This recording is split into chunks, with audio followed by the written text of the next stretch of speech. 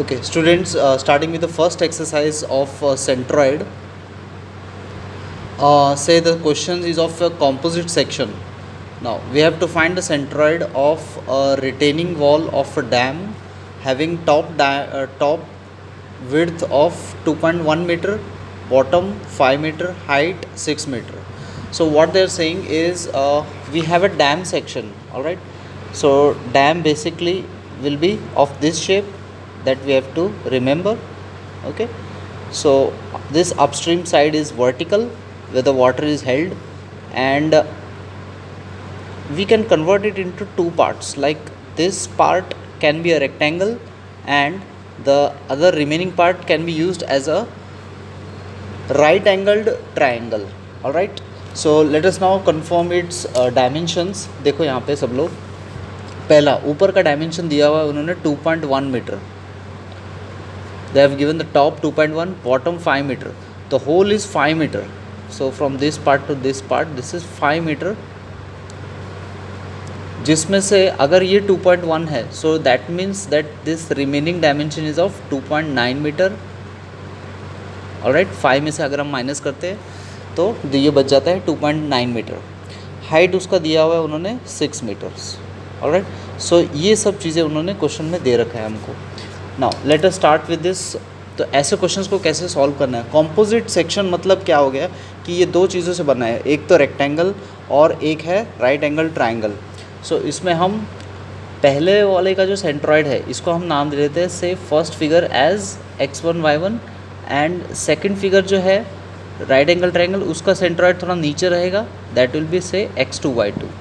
तो पूरी बॉडी, ये जो सेक्शन है पूरी बॉडी डैम का बीच में इस पॉइंट पे कहीं तो समवेयर यहाँ पे कहीं उसका x बार y बार रहेगा. That we have to find, but वो हम फॉर्मूले से वो सब कैलकुलेट करेंगे. Alright, so now let us start. First हम इसका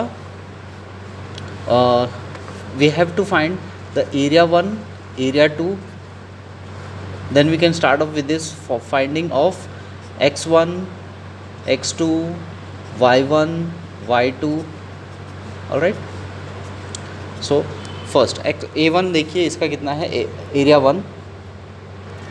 सो first figure is this and this is 6 metre into 2.1 metre. तो 6 into 2.1, so it will become 6 into 2.1 is से 12.6 मीटर स्क्वायर. एंड एरिया 2, सो ये जो है राइट एंगल ट्रायंगल का half into base into height. So base है 2.9 into height again is 6. तो इसको solve करके कैलकुलेट करके कुछ आंसर आ जाएगा आपका 8.7 metre square.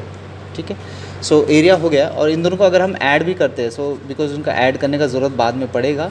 So if you add A1 plus A2, so this will become से 21.3. इन दोनों को ऐड करते हैं अगर हम.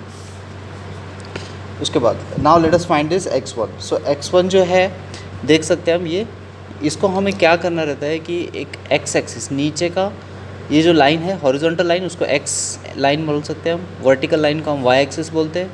This is your origin point. अब ओरिजिन पॉइंट से जो x वाली दूरी है वो सब x के नाम से है, मतलब ये हो जाएगा x1. ओके, तो you can just see x1 ये बराबर रेक्टेंगल के मिड पॉइंट पे है, तो मतलब 2.1 का वो आधा है. सो 2.1 का आधा कितना होता है, से 1.05. ये पहला पार्ट आ गया. हाँ, नाउ नेक्स्ट अब x2 निकालना है. हाँ, तो x2 में हमें थोड़ा लॉजिक लगाना है. यहाँ देखो x2 है इतनी दूरी पे, जिसमें से 2.1 तो मुझे ऑलरेडी मालूम है, मतलब यहाँ इस पॉइंट से पॉइंट देखो, from this O point till this point the distance is 2.1. और यहाँ से थोड़ा सा और आगे जाना है हमको.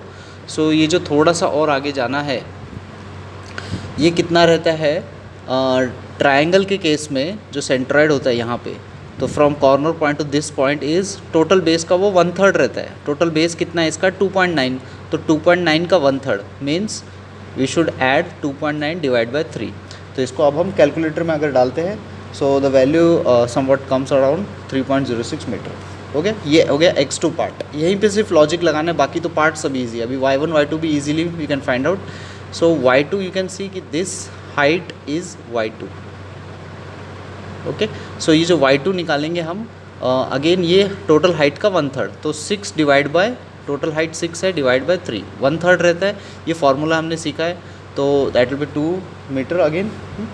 एंड जो उसका y2 पार्ट है, सॉरी ये y2 पार्ट उसका 2 मीटर है। I am changing this figures, थोड़ा ऊपर नीचे हो गया। हाँ, तो हमारा y2 पार्ट हमने पहले निकाल लिया, दैट इज़ 2 मीटर।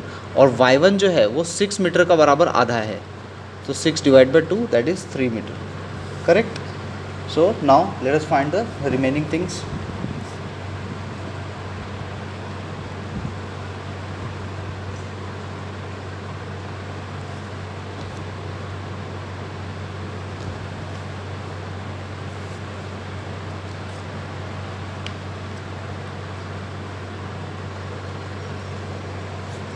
अब इसका जो x1, ये वैल्यूज तो सब आ गई है, एरिया भी हमने कैलकुलेट कर लिया है। सो x bar will be just by the formula x1 a1 plus x2 a2 divide by a1 plus a2, alright. So this will give us the answer if we put all those values, say using the bracket x1 1.05 into this will be area 1 12.6 plus x2 is 3.06 into a2 is 8.7 whole divide by area 1 plus area 2 we have already done, it is 21.3. So इसको solve करके जो answer आ जाएगा that will be your x bar, okay, I am not writing here, we have to calculate, and y bar will be formula y1 a1 plus y2 a2 divide by area 1 plus area 2 equal to, it will become, say using the bracket y1 a1, ये सब values हम निकाल चुके हैं। y1 is 3 into area 1 12.6 plus y2 is 2 into area 2 is 8.7 divide by a1 plus a2 already we have done. So इनको सॉल्व करके value निकालेंगे। द बुकिश आंसर मैं यहाँ पे लिख के रख देता हूँ, जो बुक का आंसर है it is 1.87 should come and y bar should come as 2.17 metre, alright. So ऐसे कॉम्पोजिट फिगर के क्वेश्चंस को हमें सॉल्व करना है। सो यहाँ पे हमने रेक्टेंगल और ट्राइंगल को ऐड किया। सो द क्वेश्चंस लाइक यहाँ पे हमें क्या करना है, फॉर एग्जांपल कुछ और क्वेश्चन आया, ये क्या है L सेक्शन, तो L सेक्शन में हमें क्या करना पड़ेगा, इसको दो ट्रायंगल्स में बांटना पड़ेगा। सो नीचे वाले को हम नंबर दे सकते हैं 1, ऊपर वाले का 2। सो इसका x बार x1 y1 यहाँ आएगा, x2 y2 यहाँ आएगा, फिर इसका हम टोटल x बार y बार इसी तरीके से हम निकालेंगे। L सेक्शन, सो हमें जस्ट देखना है कॉम्पोजिट सेक्शन का मीनिंग ये होता है, कॉम्पोजिट सेक्शन मीन्स कि दो फिगर्स को हम ऐड कर रहे हैं, 2 या 3 फिगर्स भी हो सकती है, जैसे I section, okay, I section भी हमें क्या करना पड़ता है, 3 रेक्टेंगल्स बन जाएंगे अब इसमें, नीचे वाला फर्स्ट रेक्टेंगल, फिर सेकंड, बीच वाला और third. So like this we have to do, and many figures can be combined in this, like a triangle can be combined with a rectangle or a square, so many shapes are possible, but जो solve करने का तरीका है वो यही है, ठीक है। ये फॉर्मूले हमें यूज़ करना है, and the basic formulae of centroid we should know.